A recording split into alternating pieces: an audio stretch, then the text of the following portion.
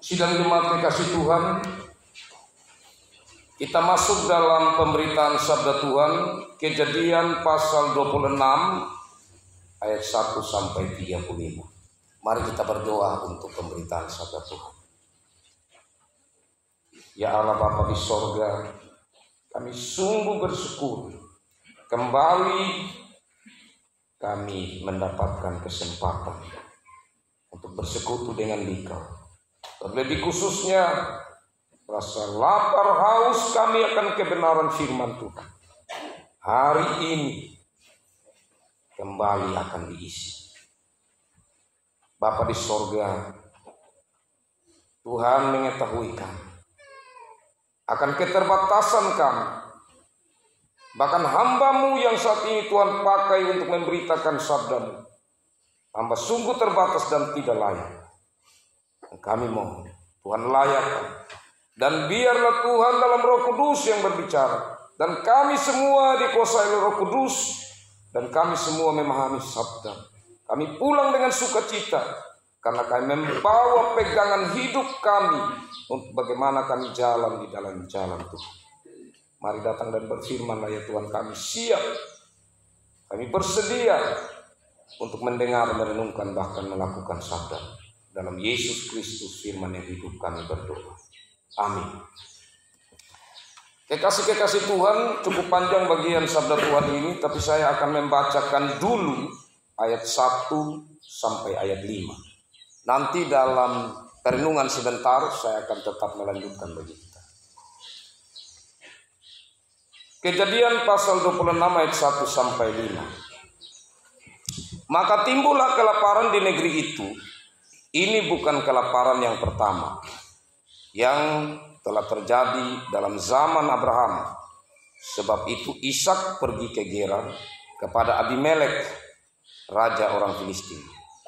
Lalu Tuhan menampakkan diri kepadanya serta berfirman, janganlah pergi ke Mesir. Diamlah di negeri yang akan kukatakan kepadamu. Tinggallah di negeri ini sebagai orang asing, maka aku akan menyertai engkau dan memberkati engkau. Sebab kepadamulah dan kepada keturunanmu akan kuberikan seluruh negeri ini.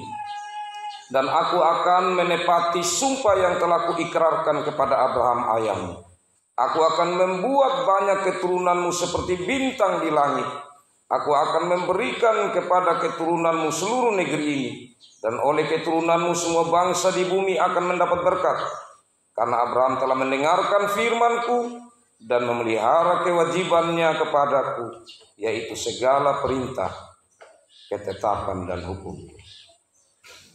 Demikian bagian sabda Tuhan yang sebentar kita akan lanjutkan, berbagi oleh saya dan saudara yang selalu rindu untuk memelihara sabda Tuhan dalam hidup sehari-hari.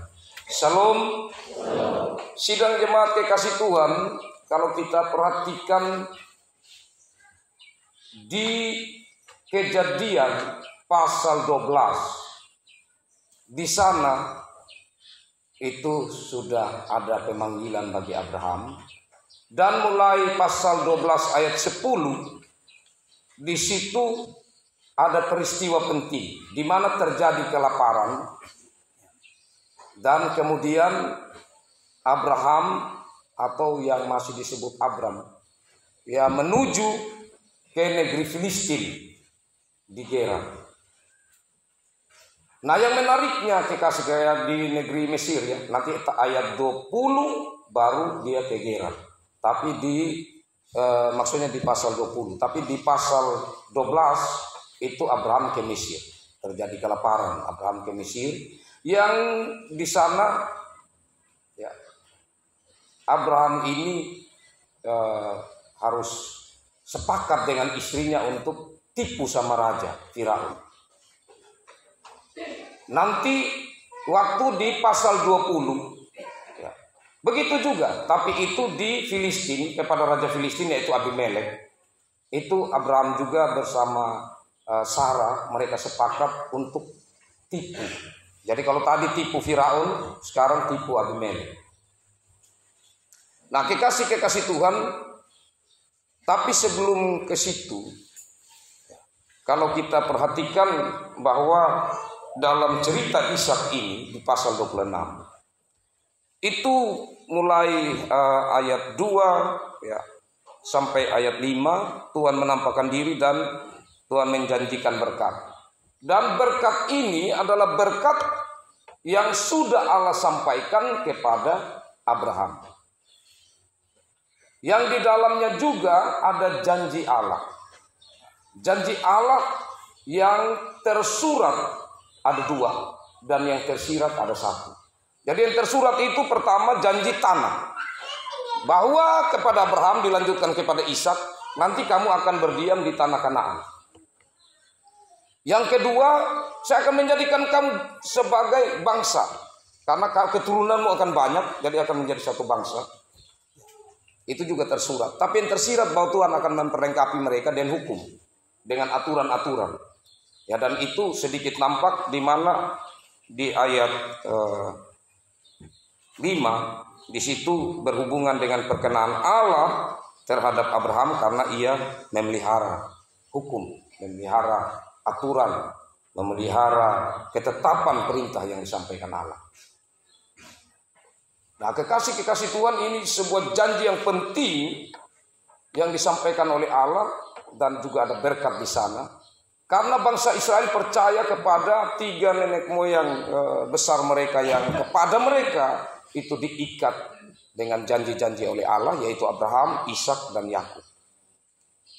Nah, tapi kekasih-kekasih Tuhan, kita kembali dulu untuk hal yang menarik yang saya sampaikan tadi tentang bagaimana Abraham dan Sarah.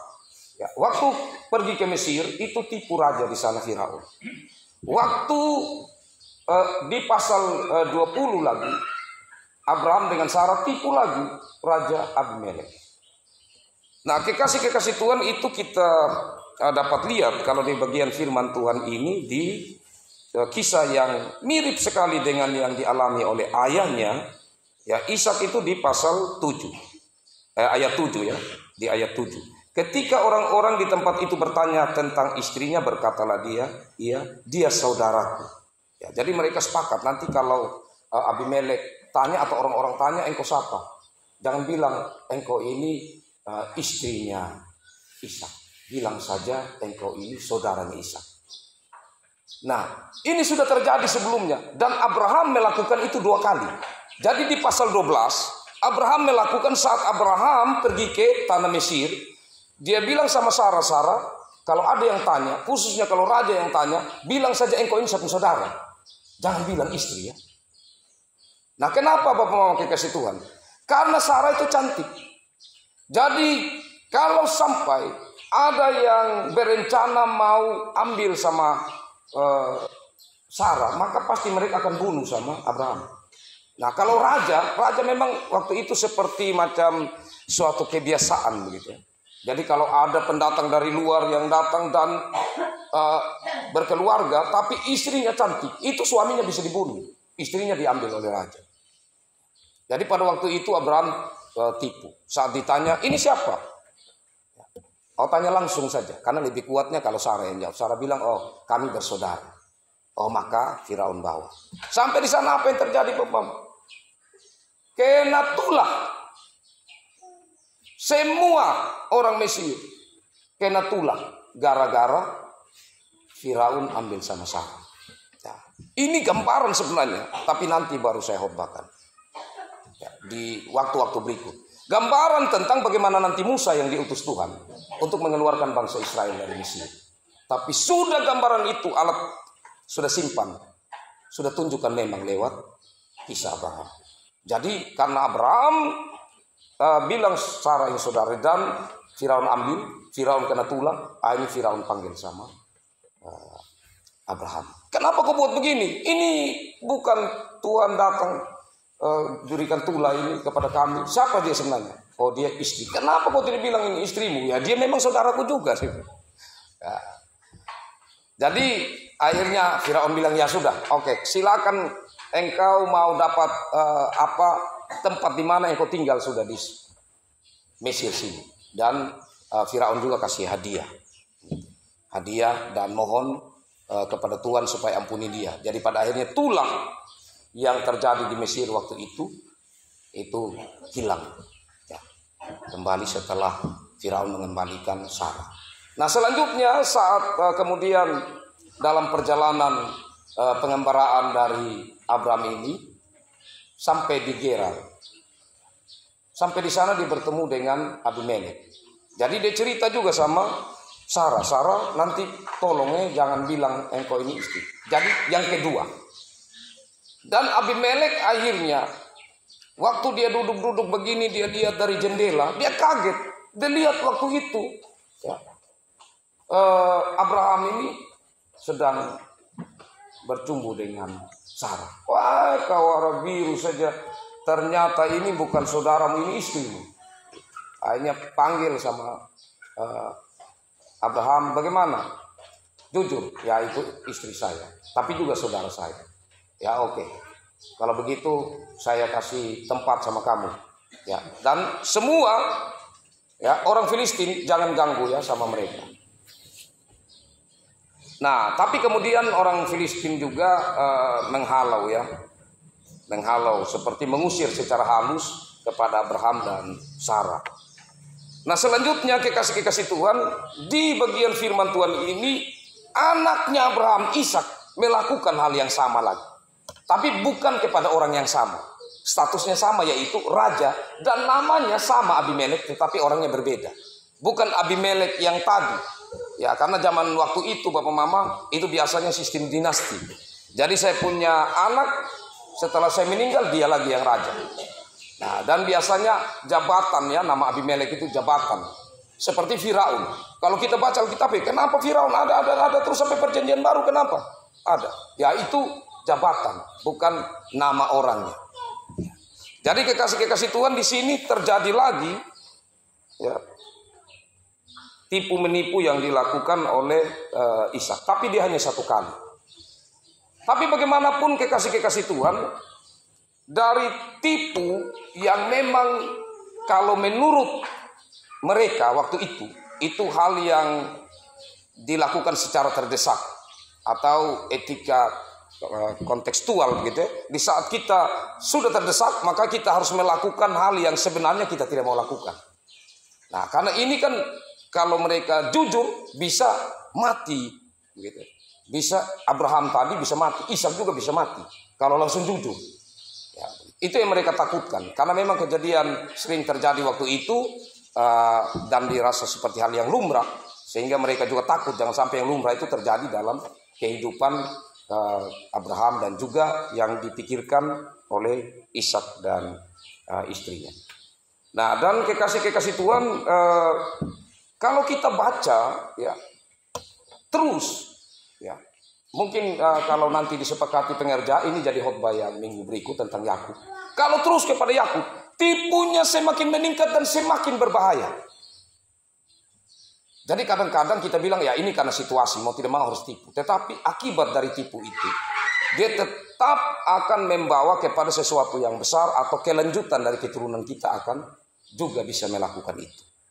Nah ini yang menjadi pesan dari firman Tuhan tentang apa yang kita lakukan memang terdesak dan itu kita pandang yang pasti Tuhan maklum terhadap kita.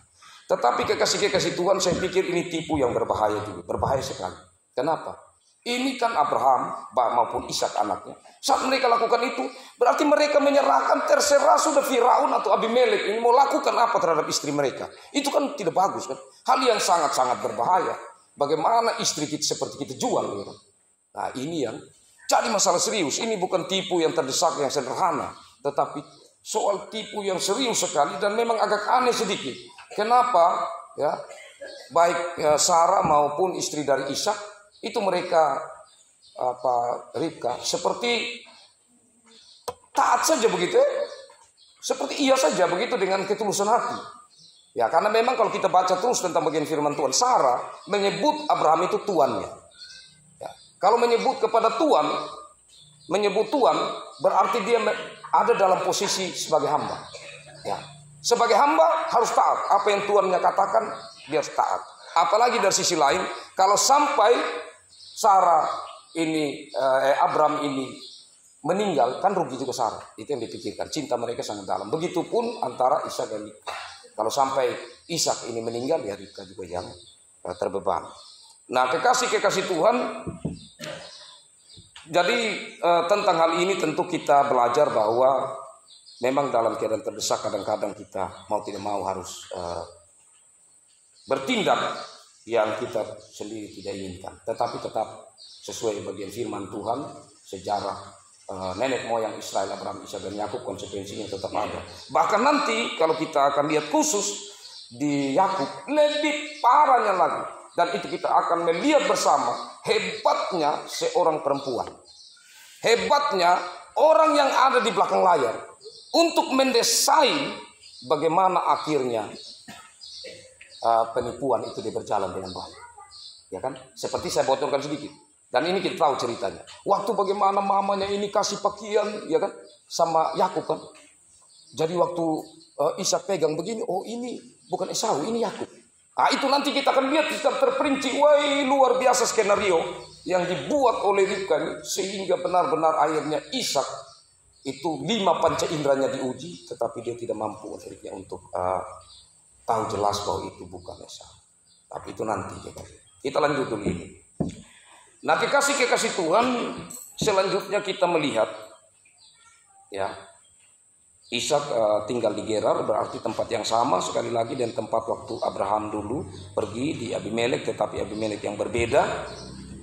Tapi kita melanjutkan di ayat 8. Setelah beberapa lama ia ada di sana, pada suatu kali menjenguklah Abimelek, raja orang Filistin itu dari jendela, maka dilihatnya Ishak sedang bercumbu-cumbuan dengan Ribka, ya. Itu cerita tadi. Lalu Abimelek memanggil Ishak dan berkata, sesungguhnya dia adalah istrimu, masakan engkau berkata dia saudaraku? Jawab Ishak kepadanya, karena pikirku jangan-jangan aku mati karena dia. Tetapi Abimelek berkata, apakah juga yang telah kau perbuat ini terhadap kami? Mudah sekali terjadi salah seorang dari bangsa ini tidur dengan istrimu, sehingga dengan demikian engkau mendatangkan kesalahan atas kami. Lalu Abimelek memberi perintah kepada seluruh bangsa itu, siapa yang mengganggu orang ini atau istrinya, pastilah ia akan dihukum mati.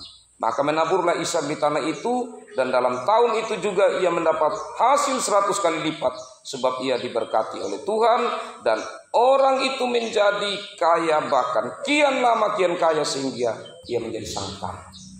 Nah, kekasih-kekasih Tuhan, setelah peristiwa itu dan kemudian Abimelek ya memaklumkan kepada semua, jangan ganggu ya, jangan ganggu sama Ishak dan Ribka. Dan mereka diberikan tempat di situ. Nah, jadi di daerah Filistin itu, di Gerar itu, ya Ishak mulai menata hidupnya. Dia memang sudah kaya ya, sudah kaya, karena kita tahu bersama bahwa Abraham itu kaya. Ya, jadi harta Abraham turun ke Ishak. Dan kemudian Ishak berusaha lagi, dan akhirnya malah dia lebih kaya dari Abraham ayahnya. Ayat 13. Dan orang itu menjadi kaya, bahkan kian lama kian kaya, sehingga menjadi sangat kaya. Kaya sekali.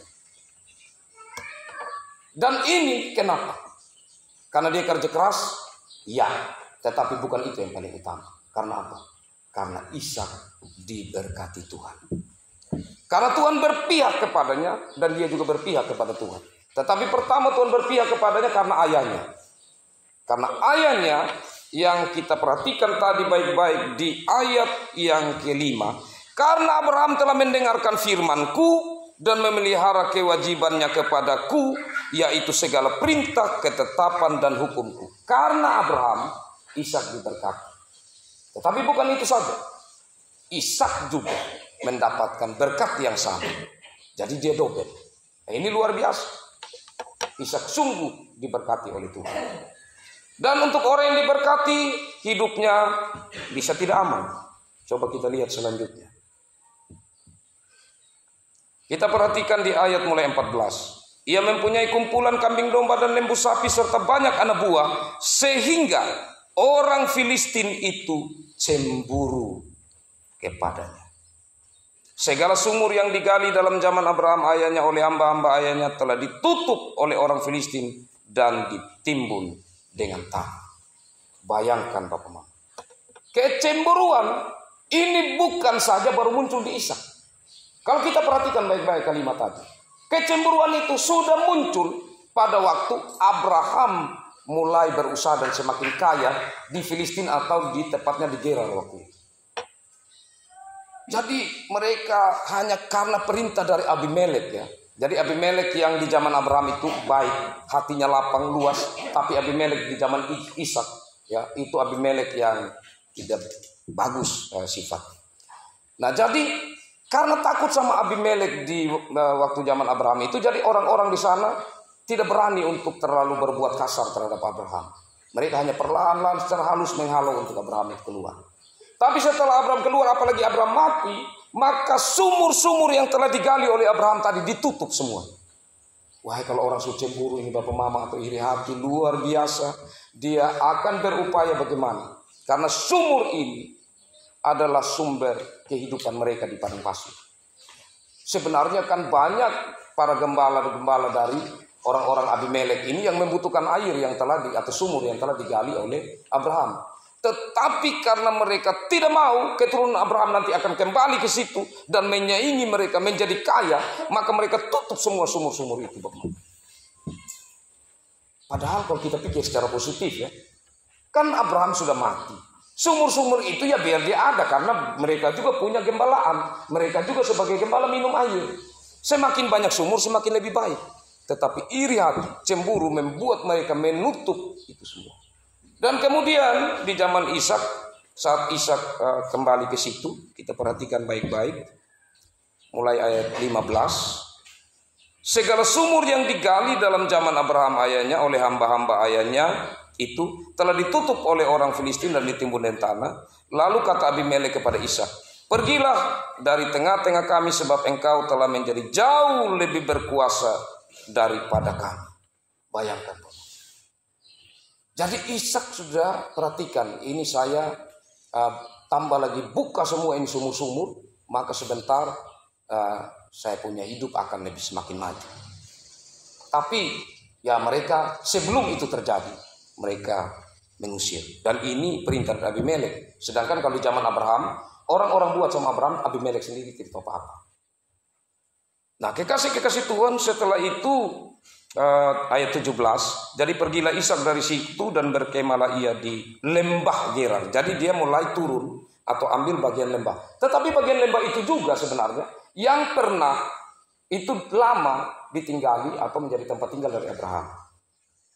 Nah, karena itu di ayat 18, kemudian Ishak menggali kembali sumur-sumur yang digali dalam zaman Abraham yang ada di lembah itu, ayahnya. Dan yang telah ditutup oleh orang Filistin sesudah Abraham mati. Bayangkan Bapak, di lembah saja juga mereka tutup. Disebutkannya lah nama sumur-sumur itu menurut nama-nama yang telah diberikan oleh ayahnya. Ya luar biasa ya. Ini betul-betul anak yang berbakti. Ya. Dia tidak mengganti nama. Jadi sumur-sumur yang tadi ayahnya sudah beri nama, dan pasti Ishak ikuti ya. Sehingga firman ini ditulis seperti itu. Nah, Ishak memberi nama kembali sesuai nama ya, sumur yang pernah ayahnya itu jadikan atau sebutkan nama sumur itu. Itu dia kembali sebutkan. Ketika hamba-hamba Ishak menggali di lembah itu, mereka mendapati di situ mata air yang berbual-bual airnya. Ya, ternyata sebenarnya kalau tidak benci, saya bilang tadi orang Filistin ada orang aman, ya, karena air di situ yang digali sebelumnya oleh Abraham itu membual-bual luar biasa. Tapi mereka mencemburu, iri, mereka tutup. Tapi kemudian Ishak mendapatkan kembali. Nah, tapi di situ Bapak Mama kekasih Tuhan, ya, bertengkar para gembala Gerar dan gembala Ishak. Kata mereka, air ini kepunyaan kami. Dan Ishak menamai sumur itu Esek karena mereka bertengkar dengan dia di sana. Jadi ini mulai sumur baru ya. Jadi ada sumur baru lagi yang digali oleh Ishak. Jadi sumur itu dapat air yang banyak dan ada terjadi pertengkarannya. Dan kemudian Ishak menamai sumur itu Esek. Dan kekasih-kekasih Tuhan, tentu kalau kita mendengar nama-nama gereja, kita tidak akan mendengar orang menyebutkan nama gereja Esek ya.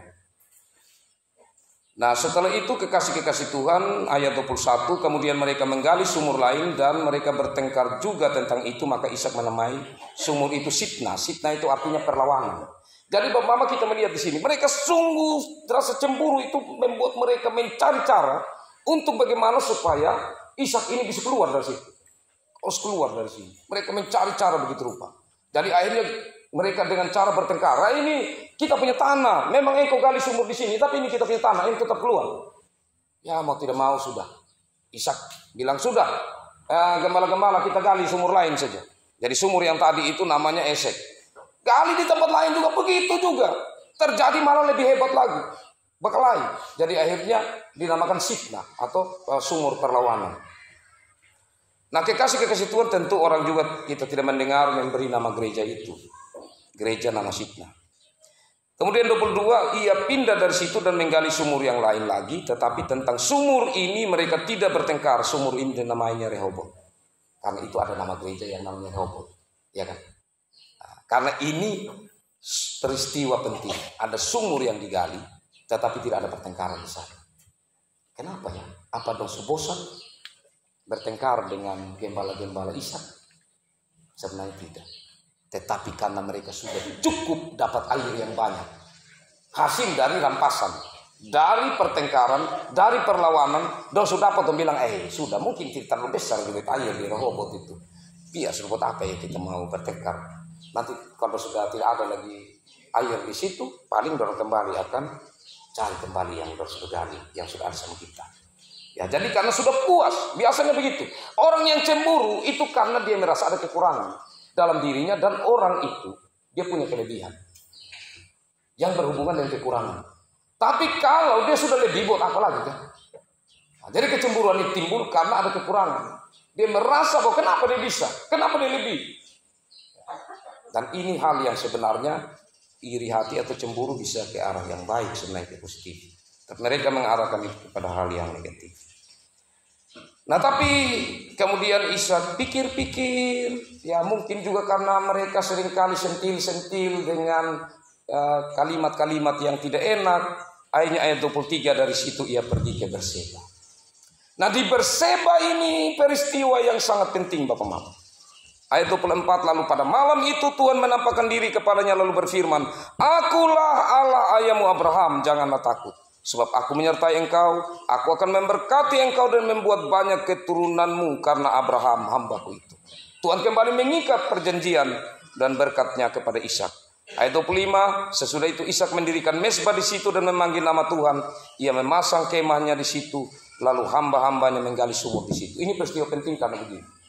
Karena di zaman Abraham, di tempat yang sama, di Seba itu, Abraham memanggil nama Tuhan, membangun mezbah. Jadi Ishak ini pasti dia ingat persis peristiwa penting di mana di tempat itu, ya, di tempat Seba atau Betseba itu, disitulah Abraham dulu pernah. Kalau kita baca di ayat 21 dan selanjutnya, pasal 21 kita bisa melihat di sana peristiwa-peristiwa penting itu. Nah, kekasih-kekasih Tuhan, disinilah ya bagaimana Ishak menyatakan baktinya kepada Tuhan. Tetapi masalah tetap masih ada. Ayat 25, datanglah Abimelek dari Gerar mendapatkannya bersama-sama dengan Ahuzat sahabatnya dan Pikol pasukannya. Jadi orang lihat ini, kenapa masih tetap iri juga ya? Mau cemburu. Kenapa dia luar biasa ini? Dia punya hidup. Akhirnya mereka tidak tahan, ya raja sendiri yang pergi bertemu dengan dia. Menggebu-gebu, tetapi di situ juga Ishak mulai menyatakan ketegasannya. Dia katakan begini ayat 27. Tetapi kata Ishak kepada mereka, mengapa kamu datang mendapatkan aku? Bukankah kamu benci kepadaku dan telah menyuruh aku keluar dari tanahmu? Ini Ishak mulai tegas. Akhirnya mulai cari cara untuk bagaimana supaya mereka punya niat jahat ini, ya, kemudian bisa terlihat seperti baik.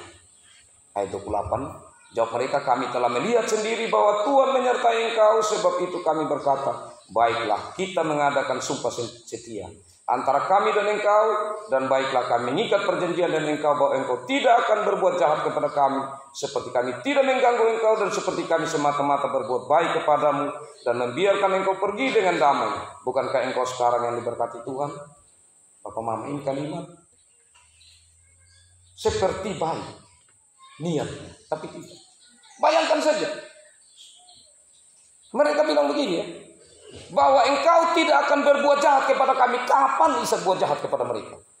Yang berniat jahat dan buat jahat itu justru mereka. Nah, orang yang iri hati, orang yang cemburu, dia akan terus berpikir, berusaha dan melakukan apa yang keluar sebagai niat jahat dari diri. Dan pada akhirnya lama kelamaan dia memandang orang yang tadi dia jahati, itu orang itu yang jahat sama dia. Jadi karena orang itu ada, makanya dia buat jahat. Kalau orang itu ada seperti begitu, dia menganggap bahwa ini objek yang jahat. Luar biasa. Tapi ya Ishak sabar. Kesabarannya terbukti di sini ayat 30. Kemudian Ishak mengadakan perjamuan bagi mereka, lalu mereka makan dan minum. Sabar sekali. Kasih makan, kasih minum, habis itu baru berpisah. Ya. Nah, kekasih-kekasih Tuhan, ini yang menarik lagi. Keesokan harinya pagi-pagi bersumpah-sumpahlah mereka, kemudian Ishak melepas mereka dan mereka meninggalkan dia dengan damai. Pada hari itu datanglah hamba-hamba Ishak memberitahukan kepadanya tentang sumur yang telah digali mereka, dan berkata kepadanya, kami telah mendapat air. Lalu dinamainyalah sumur itu Sheba. Sebab itu nama kota itu adalah Berseba sampai sekarang.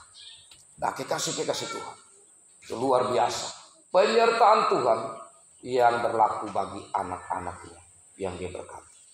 Bapak Mama, kalau kita melihat perjalanan dari Abraham sampai Ishak ini, khususnya dalam bacaan kita tentang Ishak ini, apakah kita pernah mengalami situasi-situasi seperti itu? Apakah kita pernah mengalami situasi Tuhan sungguh memberkati kita, tetapi ada saat kita mengalami di mana Tuhan izinkan kita mengalami tantangan yang tidak mudah.